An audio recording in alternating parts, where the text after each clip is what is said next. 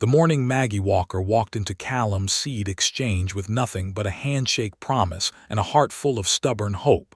The whole town of Dusthallow, Texas watched through dusty windows and held its collective breath. It was the spring of 1882, and the land had been punishing that year, the kind of dry that cracked the earth open like old leather and turned good men mean with worry. Dusthallow sat in the hill country of central Texas, a town of maybe 300 souls who all depended on the earth in one form or another, and when the earth was angry, so was everyone in it. The Santa Ana winds had taken most of the topsoil in February. A late frost had finished what little seedling courage remained in March, and now here was April, bright and mocking, with the planting season opening like a wound that needed to be dressed fast, or it would never heal. Maggie Walker was 31 years old, though the last 2 years had put a decade in her eyes. She had married Thomas Walker at 19, not for lack of better options, but because Thomas had been the kind of man who made you feel like the world was larger and kinder than it actually was. He had big hands, a loud laugh, and a way of talking about the future that made it sound like something you could reach out and touch. They had built the Walker farm together from a quarter section of rocky limestone hill land south of town, hauling water and cursing rocks, and planting a future one callus at a time. They had a daughter named Clara, who was 9 now and old enough to know when her mother was frightened, even when Maggie was pretending otherwise. Thomas had died in the winter of 1880, not from anything dramatic or even particularly memorable. A fever had taken him in 11 days, the kind of fever that swept through the hill country that year like a rumor, touching some lightly and others not at all, but choosing Thomas Walker with a thoroughness that left no room for argument. Maggie had nursed him with every remedy she knew, had sent for the doctor from San Marcos who arrived 2 days too late, and then she had buried her husband on the ridge overlooking the south field, where the bluebonnets came every April without fail, as if they were keeping a promise Thomas himself had made to the land. 2 years she had worked that farm alone. 2 years of decisions that kept her awake past midnight, of calculations done on the back of flour sacks, of learning to drive the mule team through fields Thomas had always handled himself. She had kept the place. That was what mattered.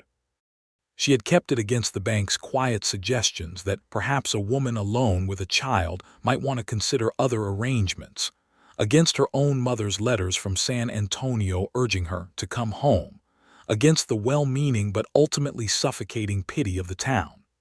She had kept it because Thomas had believed in that land, and because Clara deserved to grow up in the place her father had loved, and because Maggie Walker did not know how to quit. But this spring had broken something in the numbers. The poor harvest of the previous fall combined with the cost of replacing the mule harness that had finally given out in January had left her with barely enough cash money to buy seed for half her planted acres. Half her acreage would not produce enough to pay the bank note that came due in November. She had gone over the arithmetic so many times the paper was soft from handling, and the answer never changed. She needed seed for all 40 acres. She had money for 20. So she had dressed in her good cotton dress, the dark blue one with the small white collar that Thomas had always liked, and she had pinned her brown hair up with more care than usual, and she had told Clara she would be back by noon, and she had driven the wagon into Dusthallow with what she had decided would be her plan. Callum's Seed Exchange sat on the main street between the livery stable and the post office, a squat building with a porch that always smelled of burlap and earth and something almost hopeful. Old George Callum had run it for 20 years, and he was a fair man, but fair did not always mean charitable. Maggie had decided she would ask him to extend her credit on the remaining 20 acres of seed with her November harvest as collateral.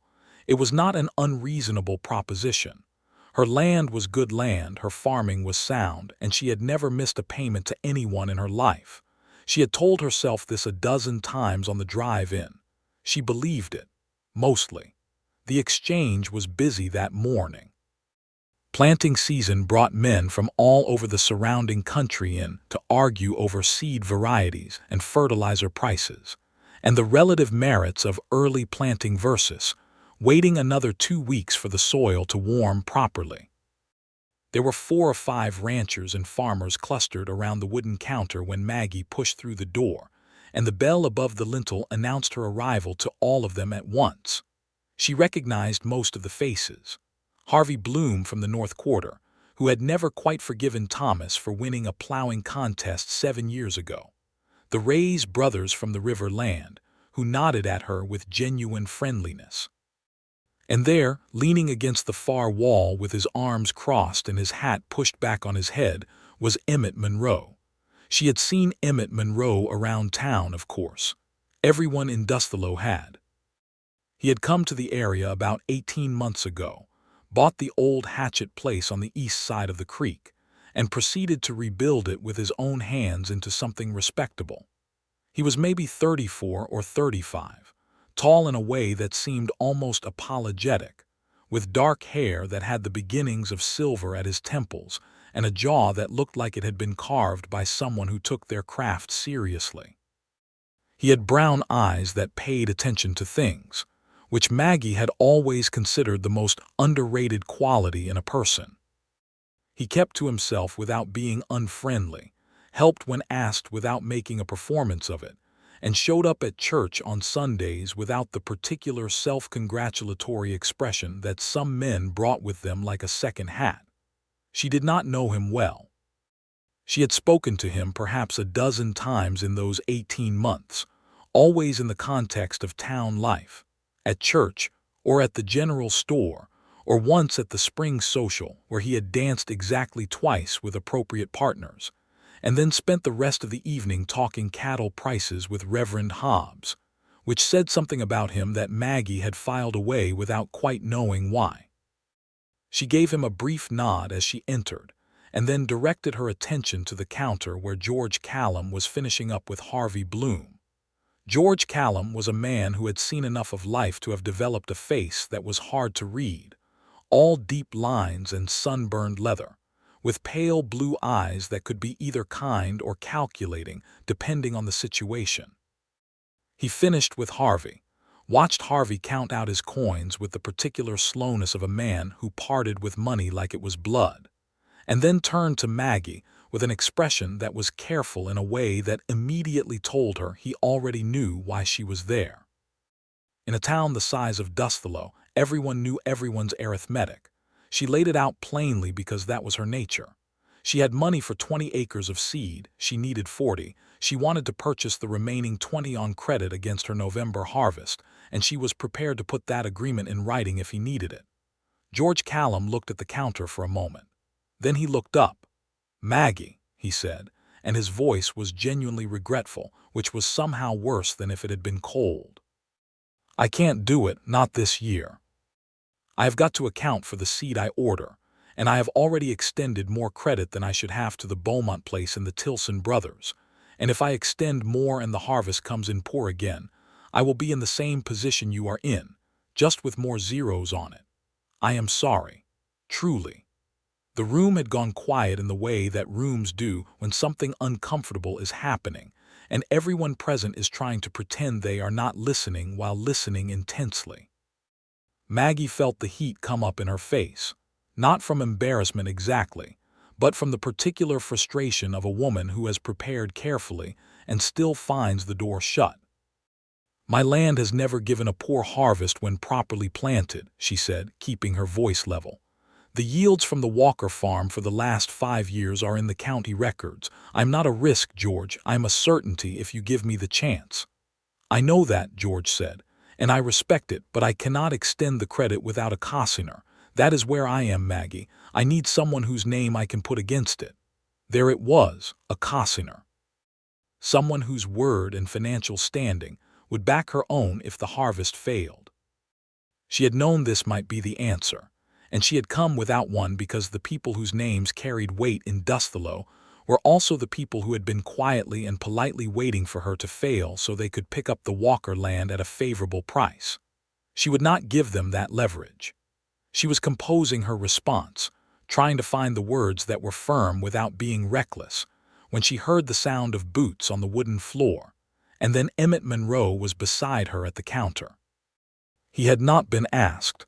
He had not been invited into the conversation.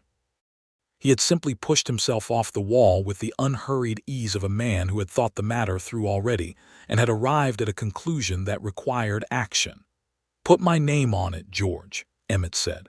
The room went even quieter if that was possible. Maggie turned to look at him, and he was not looking at her. He was looking at George Callum with the calm, direct expression of a man making a business statement, not a dramatic gesture. George blinked. "Emmett, do you know what you are?" "I know exactly what I am doing," Emmett said. He glanced at Maggie then briefly, and there was something in his eyes that was not pity. It was something cleaner than that, something that looked more like recognition. "Miss Walker's land is good land. I have seen the south field from the ridge road in summer.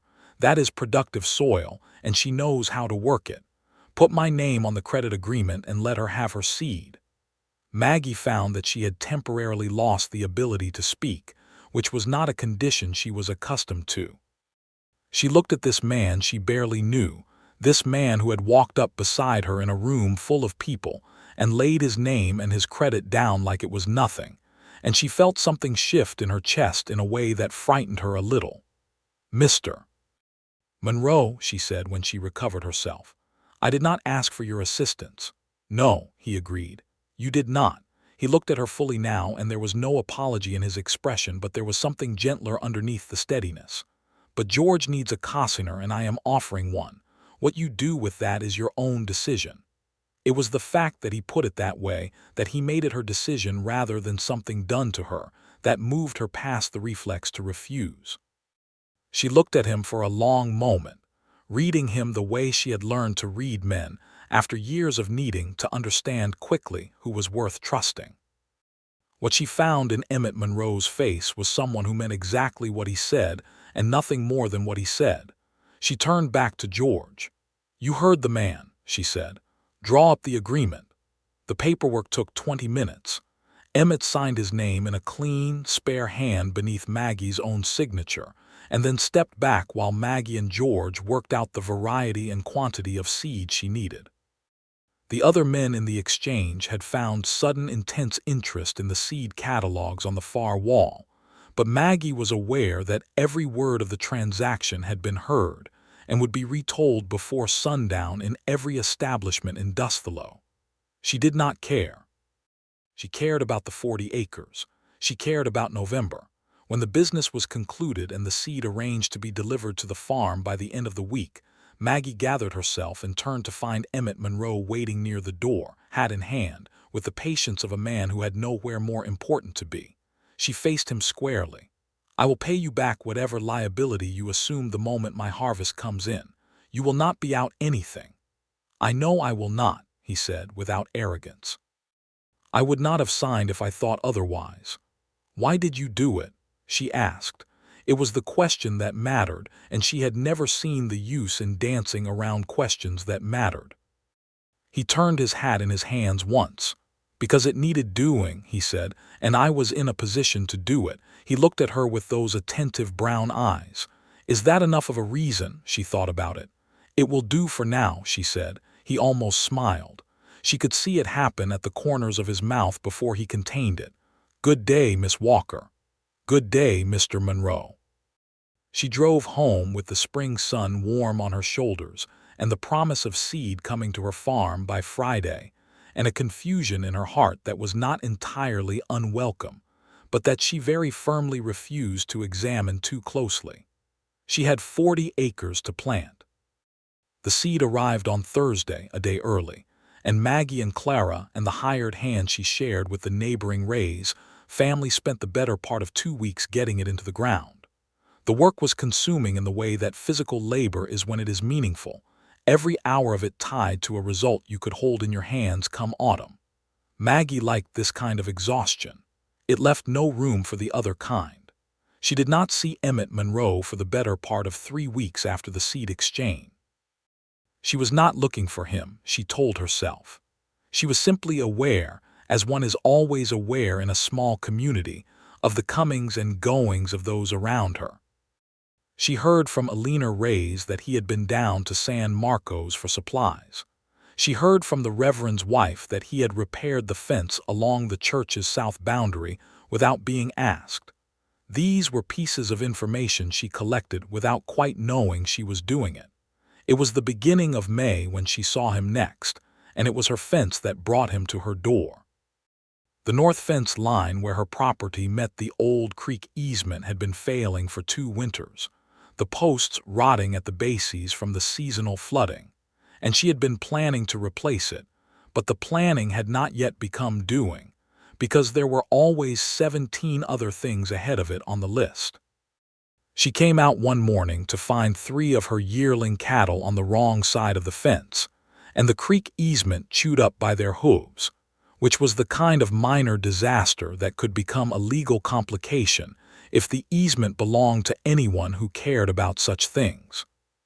She was out at the fence line, the sun barely 2 hours above the horizon, trying to assess the damage and calculate how quickly she could get the cattle back and the fence posts replaced, when she heard the sound of a horse coming along the easement road and looked up to find Emmett Monroe on a chestnut mare that suited him, picking his way through the muddy ground with the ease of a man who knew how to move through difficult terrain.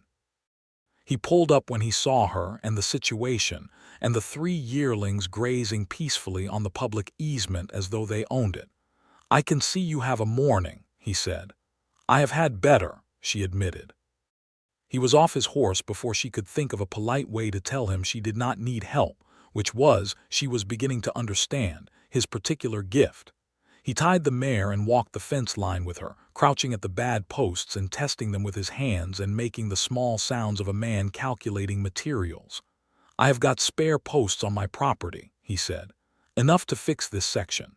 I can bring them over this afternoon if you want. What would you charge?" She asked because this was the only way she knew to discuss such things without it becoming something else. He straightened and looked at her. "Nothing," he said. "Your cattle would get into my winter wheat eventually if that fence line stays down. It is in my interest too." She considered this.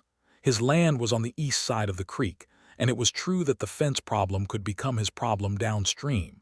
It was a reasonable accounting. "All right," she said. He brought the posts that afternoon, and he brought himself along with them, and they spent 3 hours in the late afternoon sun replacing the worst of the fence line. He worked the way she worked, efficiently and without fuss, and they fell into a rhythm beside each other that was comfortable in a way that surprised her. Clara came out to watch after her lessons were done, and Emmett treated her with the same straightforward attention. He seemed to give everything, answering her many questions about fence posts and creek flooding with patience and genuine detail.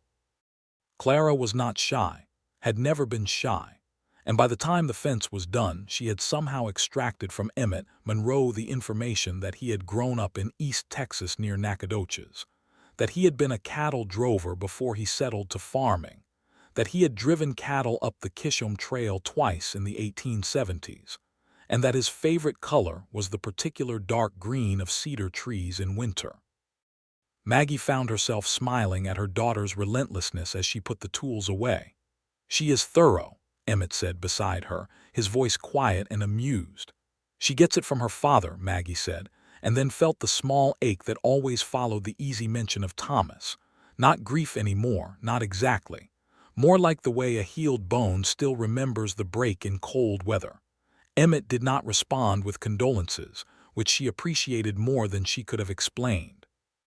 He simply nodded, as though what she had said was a true and sufficient thing, and then he asked whether she had decided on a rotation for the south field, or was she keeping it in sorghum again.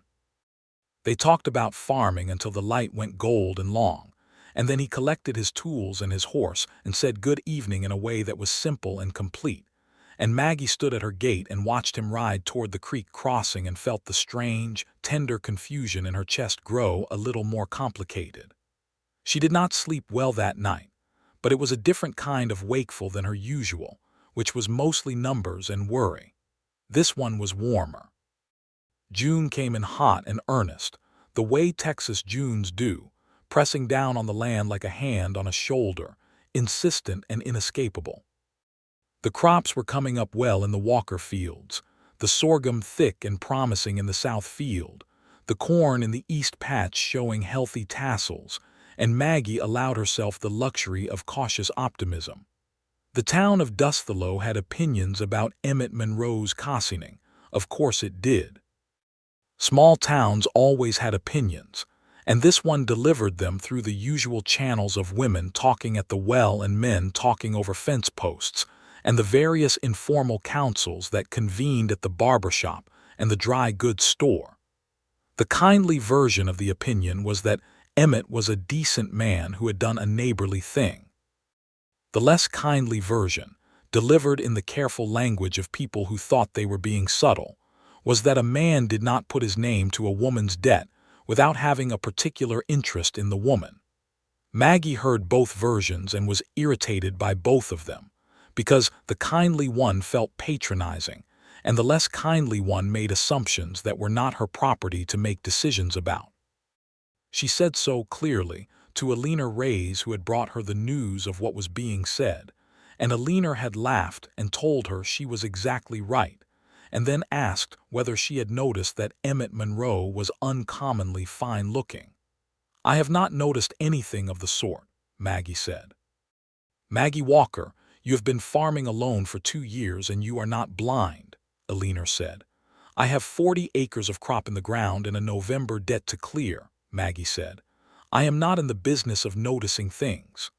Alina had laughed again and let the matter rest because she was a good friend, and good friends know when to let a thing develop on its own time. Emmett Monroe did not make assumptions. This was what Maggie came to understand about him over the months of that planting season. The way he appeared in the fabric of her days without pressing, without demanding, without the particular male entitlement that said, "Because I helped you, I am owed something in return." He came to help when help was needed and made it logical every time, and the logic was always just plausible enough that she could accept it without it becoming about anything other than the work.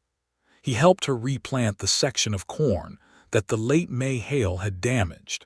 He helped her locate the broken tine on her cultivator that she had been working around for a month. He came to the aid of her and Clara when the wagon lost a wheel on the road back from church one Sunday in June, and he fixed it efficiently in the road while Clara told him everything she was learning in school, and Maggie watched the way his hands moved over the wheel hub with a competence that was, she admitted to herself privately, quietly appealing. He stayed for Sunday dinner that day. Maggie invited him because it would have been rude not to, given that he had put an hour into her wagon wheel in his good clothes. Clara set the table with the care she always showed when company came, and they ate fried chicken and biscuits and early summer tomatoes from the kitchen garden, and the conversation moved easily among the three of them in a way that felt both strange and natural. Clara asked Emmett if he had ever been married. Maggie said, "Clara." Clara looked unabashed. "It is a reasonable question," she said. Emmett looked at Clara with the small, genuine amusement that he seemed to reserve for her more direct moments. "It is," he said. "No, I have not been married." "Why not?" Clara asked. "Clara," Maggie said again, more firmly. "I spent a good part of my younger years on the trail," Emmett said, answering the question directly as though he did not mind it at all. "That is not a life that makes for easy courtship, and then when I came off the trail I was putting the farm together. That takes all of a man for a time." "Mama says the farm takes all of her too," Clara said thoughtfully, "but she is still a person besides." There was a beat of quiet, and Maggie felt Emmett's attention shift to her in a way that was warm and direct, and that she felt in the center of her sternum. "Your mother is right," he said, "about a great many things from what I can tell." Maggie looked at her plate and felt the color in her cheeks and was thoroughly annoyed at herself for feeling it. That night, after Clara was in bed and the house was quiet, and the summer insects were singing their relentless chorus outside the open kitchen window, Maggie sat at the table with her ledger and tried to do her accounts and found that she kept losing her place. She put the pen down eventually and looked at the lamp flame for a while. She was 31 years old. She had loved Thomas Walker completely and had buried him and had kept on living, which she had understood to be the only available option. She had not expected to be talking to another man over Sunday dinner. She had not expected the particular warmth of having another person in the house who was there by choice, who found the company worth having. She had not expected to find herself thinking about brown eyes and competent hands at 11 o'clock on a Sunday night when she had ledgers to balance. Thomas had been gone 2 years. This was the thought that turned itself over in her mind most carefully. 2 years of absence that had slowly, without her quite noticing it, shifted from active grief into something more like a sustained missing, the way you miss a landscape you have left rather than a wound. She still loved him. She would always love him. But love, she was beginning to understand, was not a finite resource that once given was gone. It was more like the aquifer under her land, invisible and deep, fed by rains she did not always see coming. She was not ready to say anything about this. She was not sure she was ready to admit it to herself, but she let the thought exist without pushing it away, which was its own kind of progress. July settled over Dusthallow like a furnace, and the work of high summer on a farm is relentless and physical and deeply satisfying when the crops are good, which Maggie's were. She rode the fields every morning in the early coolness, watching the sorghum head out and the corn fill its ears, doing the constant arithmetic of a woman who has staked everything on the right outcome. It was looking good, better than good. It was looking like the kind of harvest that would clear the debt and leave something over. She ran into Emmett Monroe at the general store on a Friday afternoon in late July, when the temperature was still sitting at 90 degrees at 4 o'clock, and the town moved with the particular slowness of people who have been hot for too long. He was coming out as she was going in, and they both stopped on the porch because there was something that had been building between them for 2 months that made stopping feel more natural than passing. "Your south field is looking exceptional from the road," he said. "I know," she said. "It is going to be a good harvest." She paused. "Thank you for making it possible." He shook his head slightly. "You made it possible. I only lent my name." "Your name meant something," she said. "I want you to know I understand that." He looked at her for a moment, and then the almost smile that she had come to recognize as particularly his came to the corners of his mouth. "Is there anything you do not take seriously, Maggie Walker?" It was the first time he had used her given name without her title, and they both noticed it at the same moment, and the awareness of it passed between them like current. She did not correct him. "I take a great many things seriously," she said. "I find it works out better than the alternative." "I do too," he said. They stood there a moment longer in the afternoon heat, and then a wagon came through the street and broke the moment into pieces, and they said their goodbyes and went their separate ways. But Maggie held the warmth of that small exchange like a coal in her cupped hands all the way home. August was when things began to shift in a way that could no longer be filed under the heading of neighborly. Emmett started coming by the farm on Sundays with a regularity that had graduated from occasional to reliable, and Maggie, if she was honest, had stopped being surprised by it and had started planning Sunday dinner in quantities that accommodated 3 rather than 2. Clara had adopted him with the wholehearted enthusiasm of a child who has missed having a man around the table, and Maggie watched her daughter with Emmett with a complicated tenderness that was part happiness, and part the slight ache of knowing that Clara was attaching herself to a presence that could not be guaranteed. She spoke to Clara about it one evening, gently, saying that Mr. Monroe was their friend and neighbor, but that their household was complete and capable on its own. Clara had looked at her with the disconcerting directness of a 9-year-old who has thought carefully about something. "I know that, Mama," she said, "but I also know you are happier on Sundays." Maggie had no good answer to that, because it was true. There was an afternoon in the middle of August when the matter of what was between them got substantially less ambiguous. They had been walking the fence line along the creek together, which had become a monthly exercise in checking the repairs they had made in May, and the afternoon was thick and golden with late summer light that turned everything it touched to something worth looking at twice. They were talking about the fall harvest logistics, the timing of getting the grain to the mill in San Marcos, the price per bushel she could expect to get, the question of whether the road would hold up after the August rains. Then Emmett stopped walking. She stopped too and looked at him, and he was looking at her with an expression she had not seen on him before, one that was not the careful steadiness she had come to rely on but something more unguarded, something that had gotten past his considerable self-possession. "I need to say something," he said.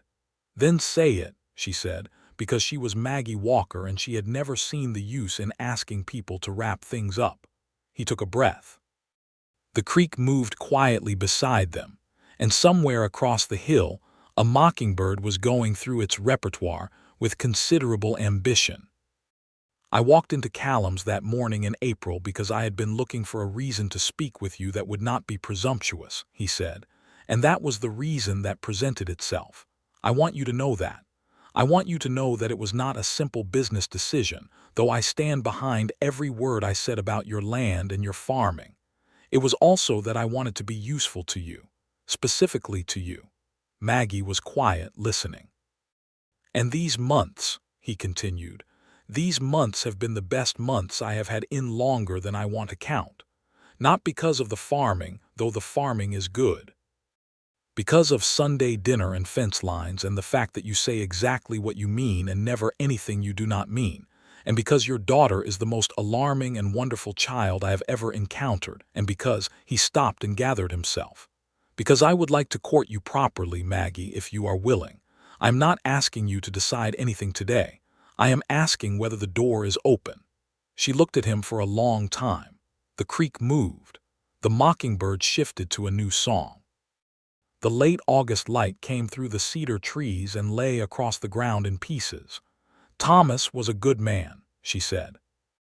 "I want you to know that I am not looking for a replacement for him because there is no such thing.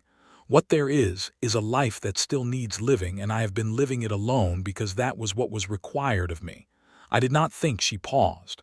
"I did not think I would find myself wanting company. Not specifically, not in the way I find myself wanting yours." Emmett was perfectly still. "The door is open," she said. He let out a breath that told her the answer had mattered more to him than his steady exterior had been letting on. And something in her chest responded to that vulnerability in him with a warmth so complete and sudden that it startled her, this proof that he had been holding something carefully and afraid, just as she had been. "Thank you," he said, and the simplicity of it was more moving than any elaborate declaration would have been.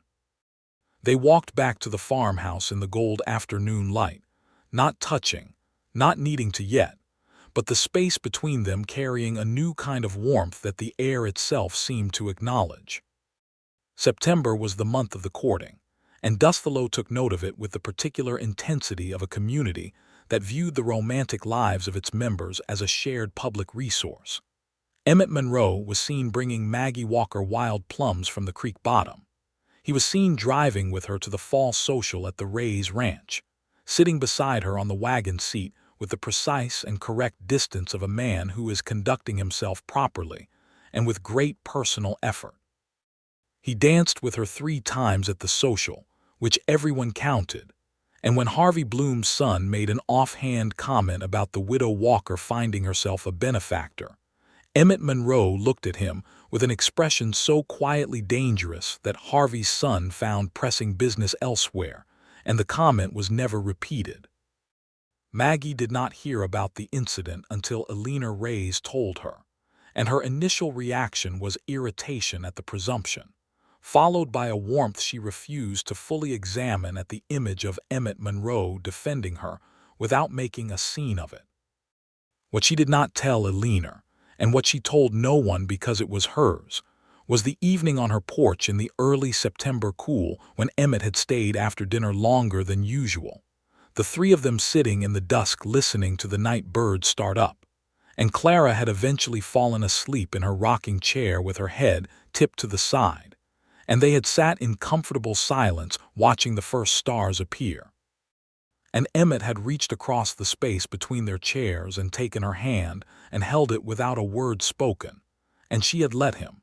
And the world had been so quiet and so complete in that moment that she had felt the missing she had carried for 2 years shift and recede to something she could carry differently. She had thought of Thomas in that moment.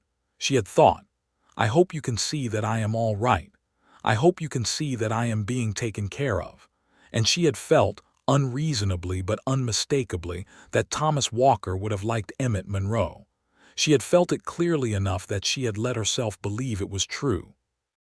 October arrived with a change in the air that the hill country does better than almost anywhere.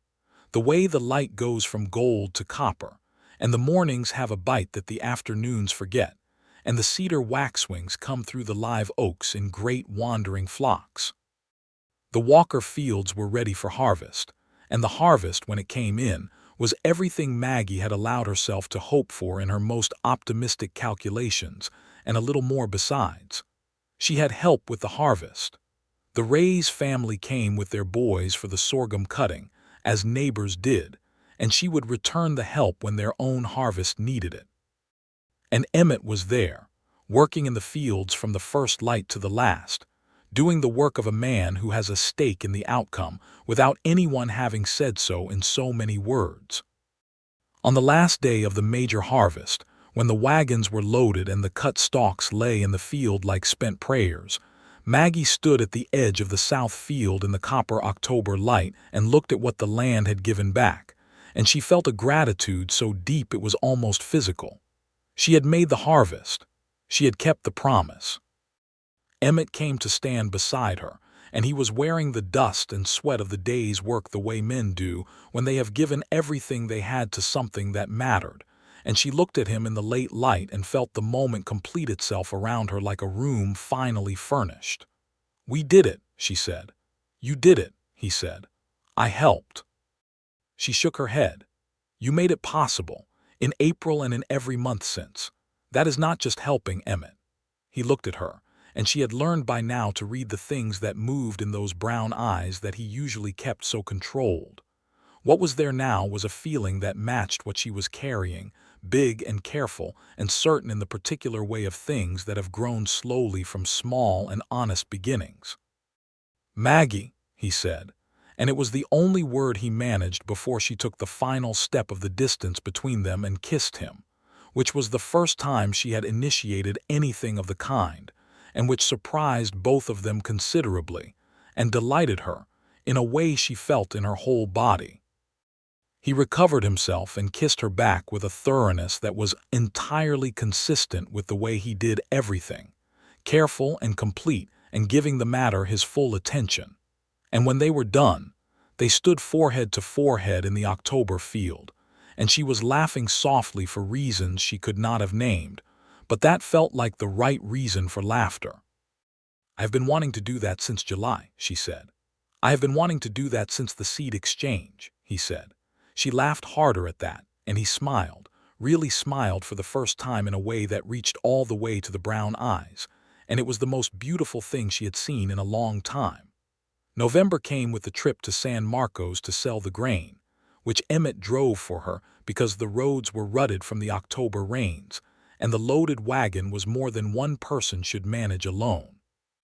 She brought home enough to clear the bank note with a margin left over, enough to put something toward the spring seed purchase, enough to feel the ground under her feet become solid again in a way it had not been since Thomas died.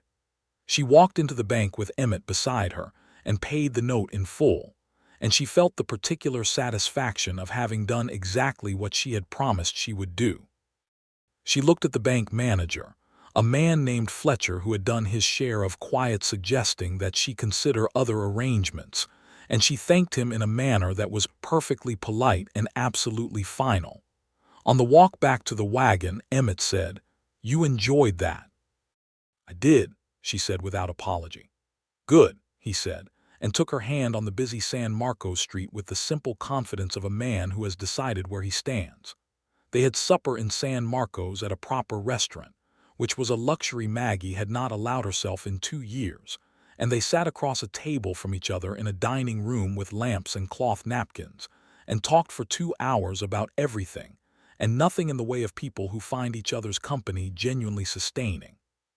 She learned things about him she had not known yet, that he had a younger sister back in Nacogdoches who was married with 4 children, that he had once spent 6 months in Kansas City before deciding that city living was not something he was built for, that he could not abide the taste of sweet potatoes, but ate them politely when served them because his mother had raised him not to insult a cook's effort, that he had known the moment he saw the hatchet place that it was where he wanted to stay, with a certainty that was not like him to be certain in such an immediate way.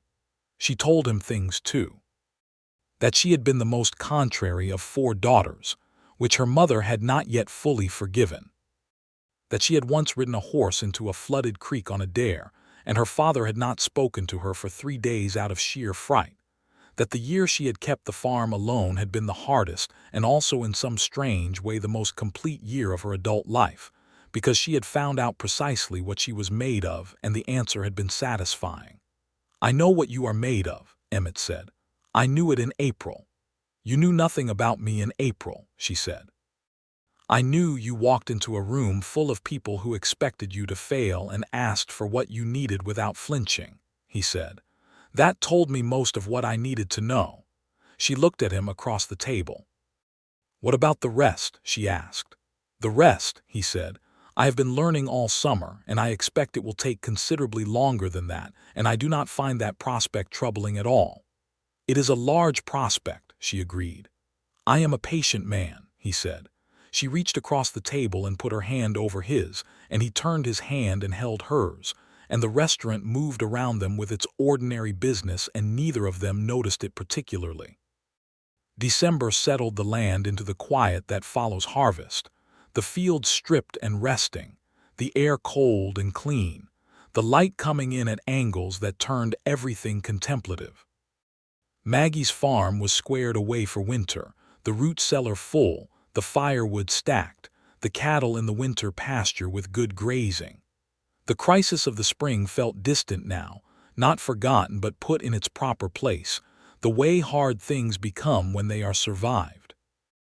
Emmett's courtship of Maggie Walker had become the settled assumption of Dusthallow rather than its subject of speculation, the town having moved through its stages of gossip and opinion, and arrived at a general consensus that this was a sensible thing being conducted sensibly by 2 adults who knew their own minds, which was the most the community could really ask for. George Callum had said, to anyone who would listen, that he had known exactly what he was about when he put both those names on the credit agreement, which was not true, but which he believed earnestly enough that it was forgivable. On a Sunday evening in mid-December, with Clara in bed and the house warm from the kitchen fire, Emmett sat with Maggie in the front room and told her he had been thinking about his life and the farm and the future, which had become, without his particular planning for it too, a future that had the shape of something specific. He was not a man who dressed things up. He said simply that he loved her, that he had loved her for months, that he had no intention of pressing the point before she was ready to hear it, but that December felt like a time for honest things. He said that he would like to build a life alongside her, not as an offering of rescue or provision, but as a partnership between 2 people who had each already proven they could stand on their own, and who found the standing better in company. He said he would not ask her anything tonight, but that he wanted her to know where he was so she knew where he was. Maggie sat with this for a moment. The fire crackled. Outside, the December wind came through the cedars with the low sound it makes when the temperature is serious. "I love you too," she said. "I have been trying to figure out when that happened, and I cannot find the exact moment, which I think means it happened the way seasons happen, gradually and then completely." He looked at her with the unguarded warmth he allowed himself in private, the warmth she had come to think of as particularly hers, something he gave to no one else in quite that way. "I am in no hurry," he said. Whatever you need in terms of time. I have had enough of waiting, she said. I waited long enough to become someone who knows her own mind about things that matter. I know my mind. He took a breath. Then may I ask you something specific? Yes, she said. Will you marry me, Maggie Walker? The fire crackled. The wind moved through the cedars. The lamp made everything gold. Yes, she said. I will marry you, Emmett Monroe. He crossed the room and took her hands, and she stood, and he held her face in his hands with a tenderness that was the most complete tenderness she had ever experienced. And he kissed her, and she kissed him back, and they stood together in the lamplight of the house that had been quiet for 2 years, and felt it become something new without losing anything it had been before. The telling of Clara the following morning was a matter Maggie had considered with some care, wanting it to be honest and unhurried and leaving room for whatever Clara felt. Clara was 9 and perceptive in ways that were sometimes startling, and she had known her father and loved him, and love is not always simple. She sat down with her daughter at the breakfast table with the winter sun coming through the east window, and she told her that she and Emmett Monroe were going to be married. Clara was quiet for a moment in a way that was uncharacteristic, and Maggie waited, giving her the space. Then Clara said, "Will he live here, in our house?" "We would figure out the best arrangement together," Maggie said. "All 3 of us. What would you think about that?" Clara considered. "I think," she said carefully, "that the house is big enough. Papa built it big because he said we would need room for things he did not know about yet." She was quiet for another moment. "I think Papa would think Emmett was all right. I think he would like that Emmett knows how to fix things." Maggie's eyes were wet, but she kept her voice steady. "I think so too." Clara nodded with the finality of a child who has reasoned her way to a position and is satisfied with it. "Can we have blueberry cake at the wedding?" she asked. Maggie laughed, and the laughter was clear and full and warm. "We absolutely can," she said. They were married in late February of 1883, on the first warm Saturday that suggested spring might be considering arriving, at the Dusthallow church with Reverend Hobbs presiding and essentially the entire town in attendance because everyone wanted to witness a thing that felt, in the general community estimation, like something that had been heading somewhere good for a while and had arrived. Clara wore a new dress that Alina Reyes had helped Maggie make, blue cotton with white trim, and she walked between her mother and Emmett to the front of the church with the solemn ceremony she brought to occasions she considered important. She stood beside Maggie through the vows and held the small bouquet of late winter cedar berries and dried wildflowers with the focused pride of someone with a significant role, which she understood herself to have.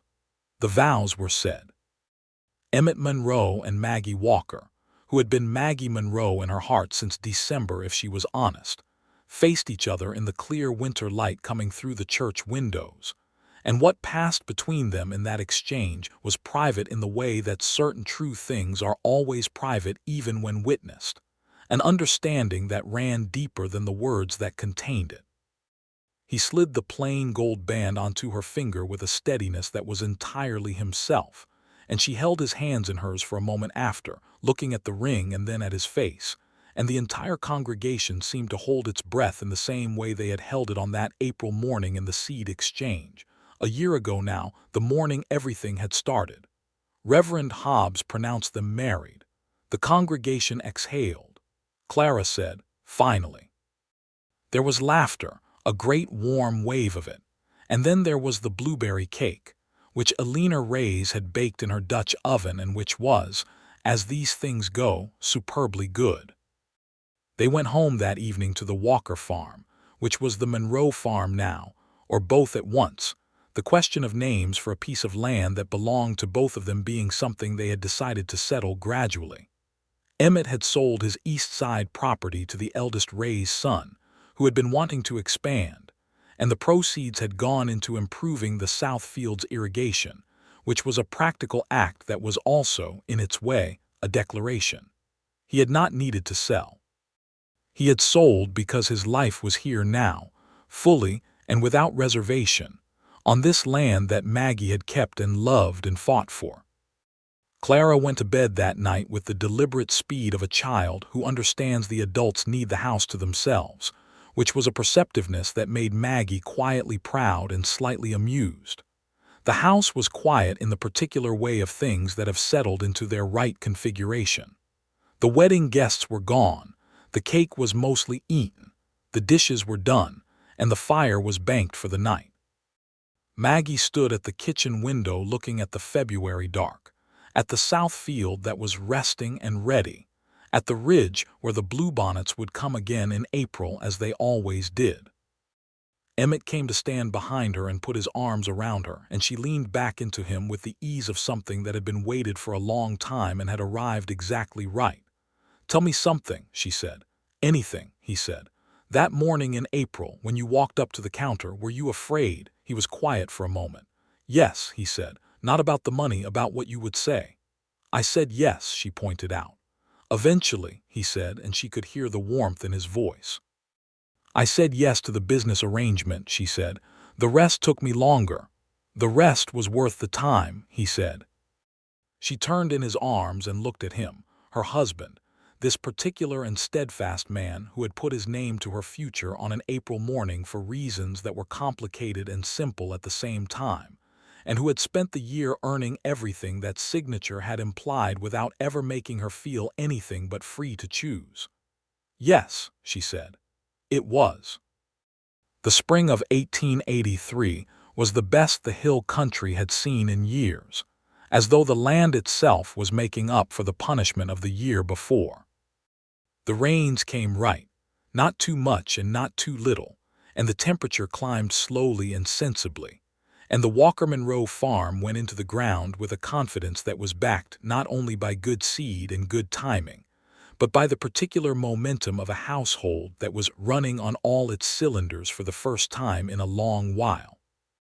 They fell into the patterns of a working partnership with a naturalness that suggested they had always been moving toward this.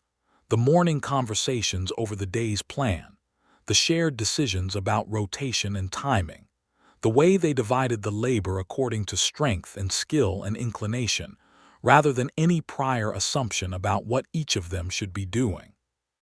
Maggie had opinions about everything and stated them clearly, which Emmett found not exhausting but enlivening, because he had opinions too and found the collision of them productive. They disagreed about the north pasture, whether to leave it in grass for the cattle or break it for winter wheat. This disagreement went on for 3 weeks in April, and involved 2 evenings of competing arguments using the same set of county soil records, interpreted differently, and one Sunday morning, when they both fell silent at breakfast, and Clara looked between them and said, "You could plant half of it in wheat and leave the other half in grass and see which does better," and then went back to her eggs with the composure of someone who has solved the issue and is ready to move on. They split the north pasture. Emmett started teaching Clara to ride properly in the late spring, not the managed riding she had been doing on the farm mule but actual horsemanship on the chestnut mare, which was a patient animal with a tolerance for learning curves that made her ideal for the purpose. Clara approached this with the systematic determination she brought to everything she cared about, practicing every afternoon after her lessons, falling off twice without complaint and getting back on. And by July, she could handle the mare at a canter with her back straight and her heels down in a way that made Emmett quietly proud, and Maggie keep her hand over her mouth to conceal the emotion that rose in her every time she watched them coming across the field together. Thomas had wanted to teach Clara to ride. It was one of the things the fever had taken from him before he could give it. And here was this good man giving it to her daughter with the patience and care of someone who understood what he was doing and what it meant. And Maggie loved him with a depth in those moments that was almost more than she could hold. She told him one evening, after Clara was in bed, and the summer night was soft around the porch where they were sitting in the 2 chairs that had become their evening habit. She told him what it meant to her, watching him with Clara. She told him she knew he could not replace Thomas, and that she did not want him to, but that what he was building with her daughter was its own real and precious thing, and she wanted him to know she saw it and was grateful. He was quiet for a while. "She is easy to love," he said finally. "She is so much like you." "She is herself," Maggie said. "Yes," he said, "she is, and you are woven into herself so thoroughly that the two are the same thing to my eyes." He paused. "I hope that is not the wrong thing to say." "It is not," she said. "It is the exactly right thing to say." He reached over and took her hand, the way he had begun doing in September of the previous year, the easy claim of a man who has settled something inside himself. "I have been thinking," he said. "Good," she said. "I like it when you think. You usually arrive somewhere useful." He turned to look at her with the almost smile. "I have been thinking about the future," he said, "and specifically about whether you might want to think about adding to it." She knew what he was asking. She had been thinking about it too, the particular thinking you do when a chapter of your life that you thought was closed reveals itself to be ongoing. "Children," she said. "If you want," he said. "Only if you want. I'm not going to put any expectation on it. Our life is full. Clara is more than any man deserves. But if you wanted more, I would want that with you."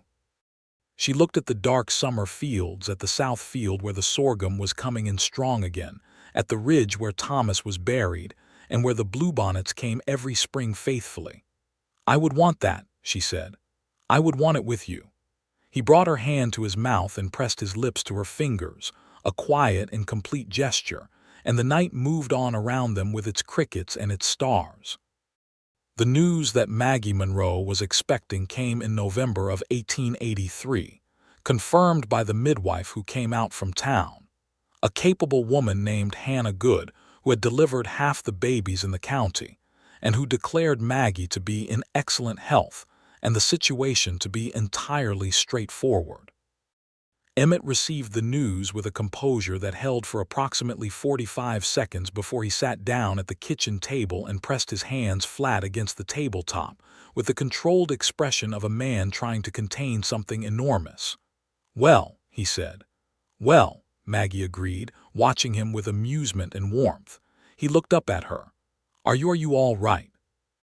"I am very well," she said. "Better than well, actually. I feel better than I have felt in months." He crossed the kitchen and held her with his arms around her and his face pressed into her hair, and she held him back, and neither of them said anything for a while because some things are too large for words and require only the acknowledgement of presence. Clara, informed that evening with the care and honesty that Maggie brought to all important communications, received the news with the same systematic deliberation she applied to significant information, asking several precise questions about timing and living arrangements, and what she would be expected to do in a practical capacity. When she had gathered sufficient information, she said, "Good.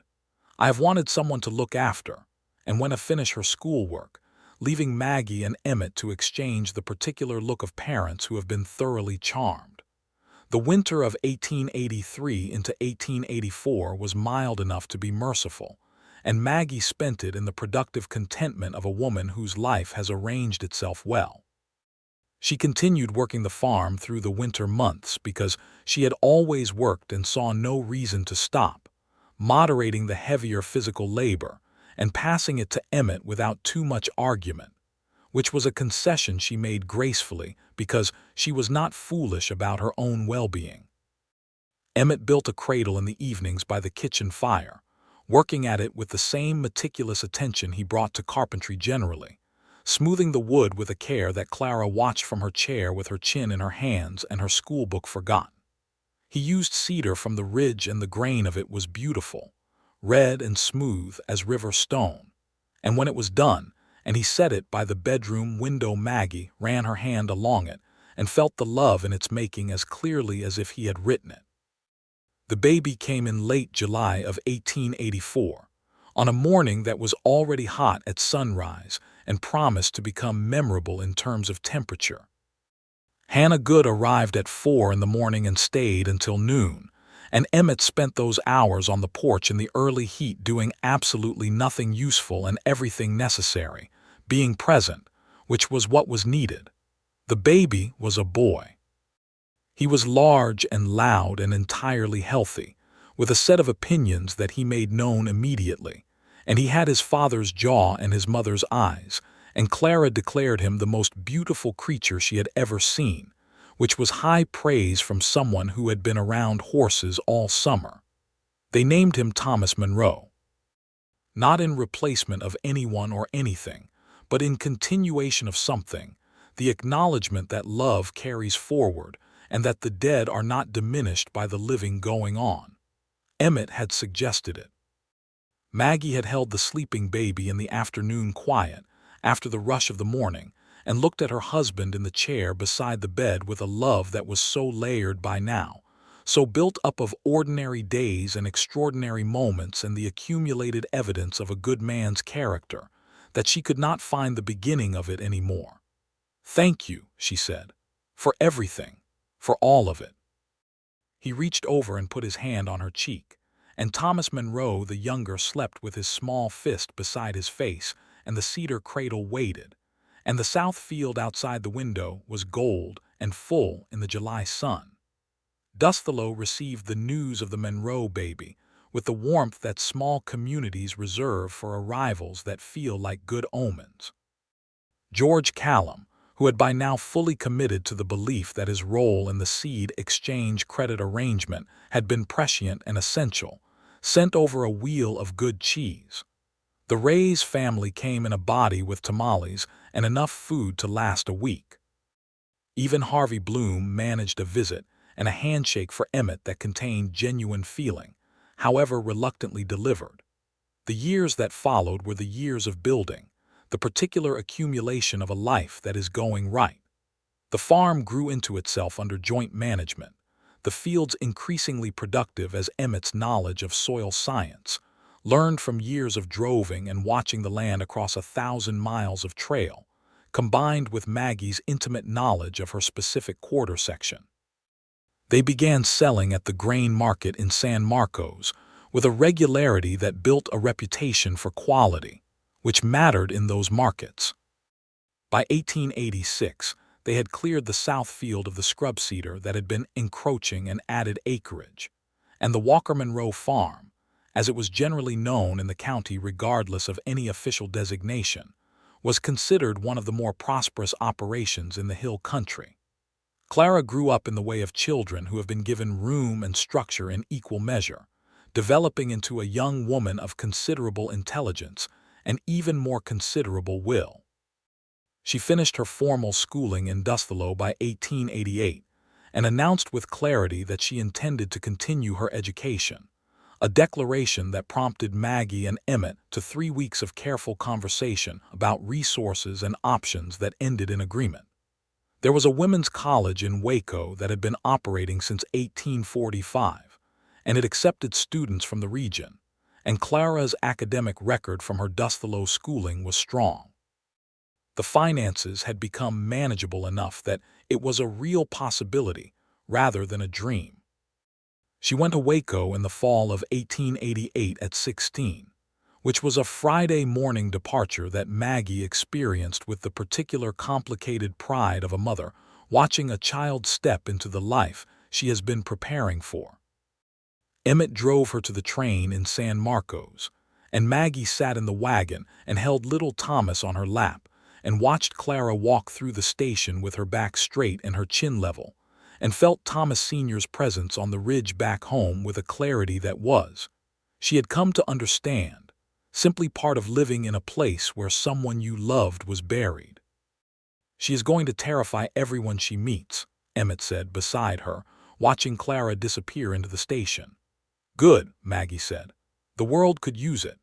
He put his arm around her shoulders and she leaned into him, Thomas sleeping against her chest, and the train station moved around them with its ordinary business, and she felt the life she had made with all its complications and blessings as something complete and ongoing, both at the same time. Thomas Monroe grew up strong and curious, with a talent for getting into things that kept both his parents occupied and occasionally alarmed. He was 4 years old when his sister Lily came in 1888, arriving a month after Clara left for Waco, which Maggie said was the universe's way of ensuring the house stayed full. Lily had Emmett's coloring and Maggie's disposition, which was a combination that produced a child who was both beautiful and relentless. And she and Thomas formed the particular alliance of siblings close in age who fight enthusiastically and defend each other against all outsiders with equal enthusiasm. By the time the 1890s arrived, Dusthallow had grown into something a little larger than itself, the railroad having come through the county in 1889 and bringing the usual complications and opportunities that railroads brought. Land prices changed. Market access improved. Some families left for the cities that the railroad made suddenly closer. Some new families arrived. The character of the town shifted in the small, ongoing ways that communities shift without anyone noticing any single change. Through all of it, the Monroe farm remained constant, rooted in the hill country limestone the way things are when they have been fought for and stayed for, when they have been planted and harvested through enough seasons to become something that belongs to the land as much as the land belongs to it. There was an evening in the spring of 1891 that Maggie would remember as one of the fullest evenings of her life, though nothing dramatic occurred in it. It was a Saturday in April, the bluebonnets out in their full annual extravagance on the ridge, the fields going green with the new season's planting, Thomas and Lily somewhere in the yard in the last of the evening light making the sounds of children engaged in something complicated. Emmett was on the porch with his coffee and the county newspaper, and Maggie came out and sat in her chair beside him with her own cup, and they sat in the comfortable silence of people who have been talking for 9 years and have also learned when talking is not required. The sun was going down over the Cedar Hills in the particular way it does in the Texas spring, in colors that are almost too much, orange and pink, and a deep rose that bleeds into purple as you watch. It lit the south field, the field she had mortgaged her future for in that April of 1882, the field that had justified every risk and carried every promise forward. It lit the ridge where Thomas Walker was buried with the bluebonnets around him. It lit the farmhouse and the barn and the fence lines and the garden and everything she had built and kept and built again. She thought of the morning in Callum's seed exchange. She thought of herself standing at that counter with the mathematical certainty of failure behind her and the stubborn refusal to accept it in front of her. She thought of the sound of boots on a wooden floor and a voice she had not known yet saying, "Put my name on it," and how the whole trajectory of the years since had pivoted on that single unhurried gesture from a man who had seen something worth backing. "You know," she said, "I never did properly thank you." Emmett looked at her over the newspaper. "For what?" "For April," she said. "For the seed exchange, for walking up to that counter." He set the newspaper down. He looked at her with the full attention he had always given her, the quality of presence that had been among the first things she had recognized in him as worth something. "I have been thanked," he said, "abundantly." "Not for that specific thing," she said. "I thanked you for the credit. I thanked you for not making me feel reduced by accepting it. But I never properly thanked you for doing it at all, for deciding in that moment that you would put yourself there beside me in front of everyone." He was quiet for a moment. "Maggie," he said, and the way he said her name after 9 years was still the same as the first time he had used it, in the store that afternoon in late July, that small shift into intimacy that they had both noticed and not addressed until later. "I need to tell you something true about that morning." "All right," she said. "I had been watching you for months," he said. "Since I arrived here, essentially. Not in a manner I am entirely comfortable admitting, because you were a widow, and I did not want to be someone who made anything harder for you. But I had been watching the way you ran your farm and the way you moved through this town and the way you were with your daughter, and I had made a decision, sometime in March, that I was going to find a way to introduce myself properly, something beyond the nodding we did at church." She was listening with full attention. "And then that morning in the exchange," he said, "I walked in for my own seed order and I heard George tell you he needed a Cosigned, and I thought, there it is. There is the reason." And I knew it was the sort of action that would either impress you or make you furious, and I honestly was not certain which, but I decided that even if you were furious it would at least mean you knew who I was. She was smiling. She could not help it. And you were not furious, she said. You were not, he agreed. You were magnificent. You stood there for a moment, and you read me like a page, and then you turned to George and told him to draw up the agreement. And I thought, he paused, and the small smile came to the corners of his mouth. I thought, this woman is going to be the most interesting thing that ever happened to me. She laughed, the full clear laugh that the years had only made richer.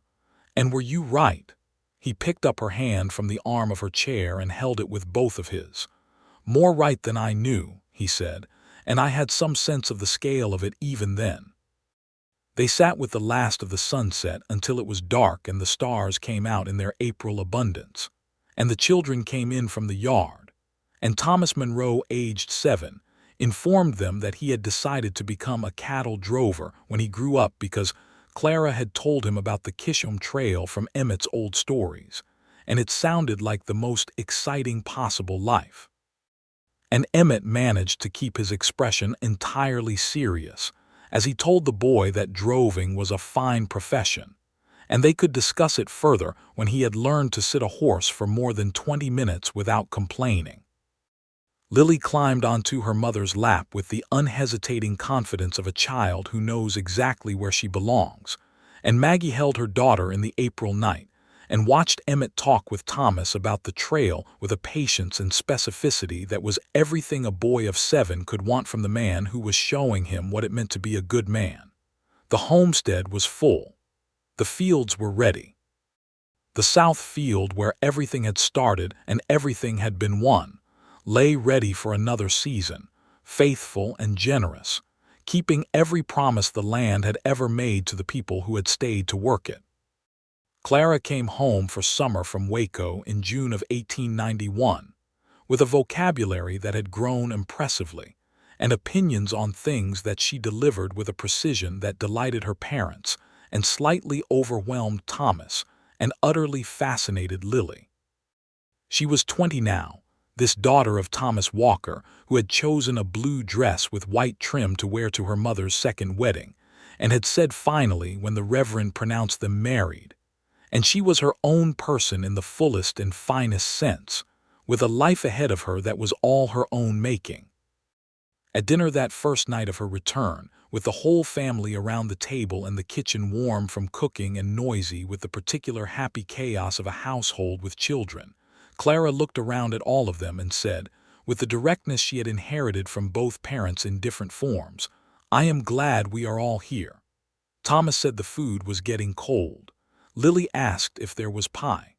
Emmett said there was pie.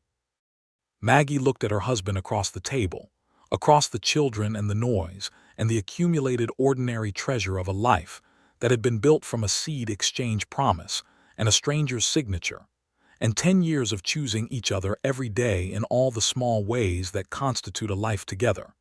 And she felt it complete and certain and real in her chest, the love that had come quietly and stayed permanently, the life she had not planned for but had recognized as hers the moment it began. She raised her coffee cup slightly. He raised his.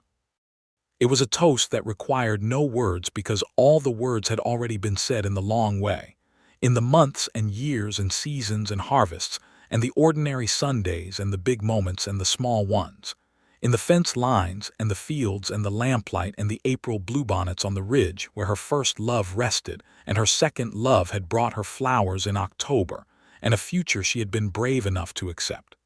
The children ate their dinner. The kitchen was warm.